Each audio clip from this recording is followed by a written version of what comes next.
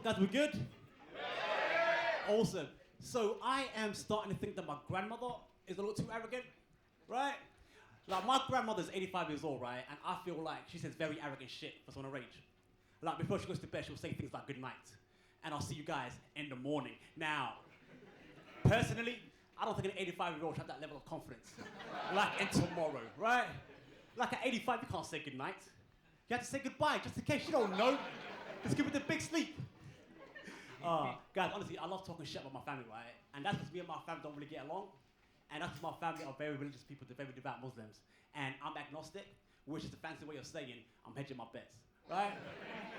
And honestly, guys, it's weird. It's weird growing up around a bunch of people that believe in God and a community that believes in God when you don't, because apparently I'm the crazy one, right?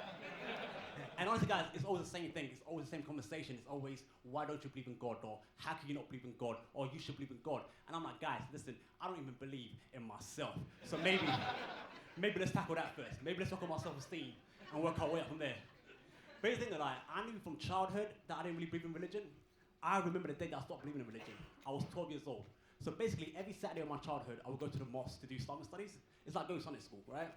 But before I get to the mosque, I will always buy a bag of Haribos, because Haribos are delicious. That's my fucking shit, right?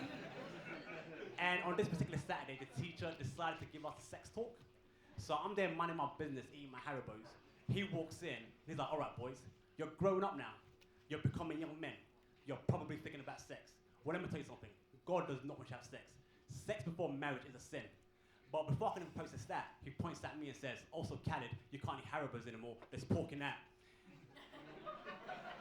And I was like, oh, okay, well, I'm out. This has been an eye-opening day, my man, and I don't want to be part of this club anymore. And honestly, so if it's not abundantly clear, right, I am the black sheep of my family, right? And it's always been that way, right? But a few years ago, something incredible happened, something amazing happened. My brother, the fucking golden child, decided to marry a white woman. Now, some of you guys are confused. Some of you are like, well, what's wrong with that? Love is colorblind. And I agree.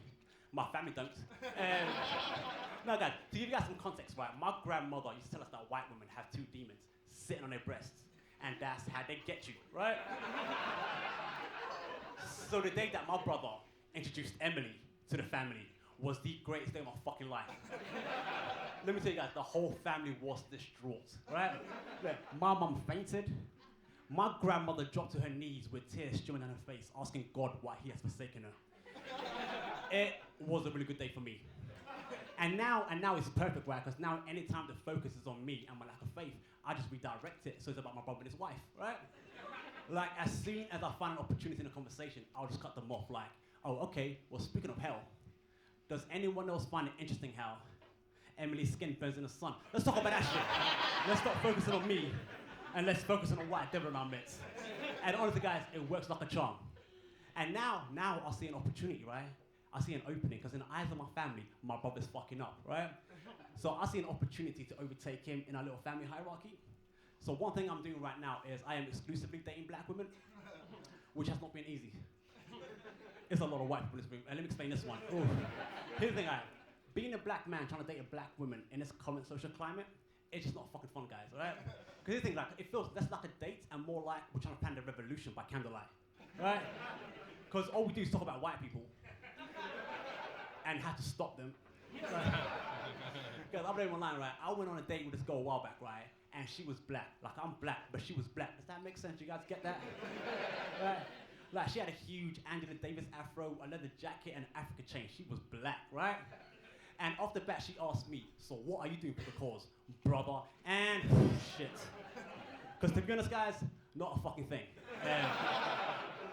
And honestly, guys, I feel guilty, right? I feel like I should be doing more, right? I should be out there, I don't know, marching, signing petitions, stop, listening to R. Kelly. Ooh, that last one is tough. Guys, damn near impossible. Because here's the thing, look, apparently R. Kelly is the hill that I'm going to die on, right? Because I get it, he's a fucking piece of shit. He's a horrible fucking person, I get it. He's a fucking pedophile. But damn it, that pedophile made me believe I can fly when I was 8, so. Here's the thing though, guys, listen, here's the thing. I am not going to change the world. I'm not, right? Because to truly change the world, you have to be willing to sacrifice yourself.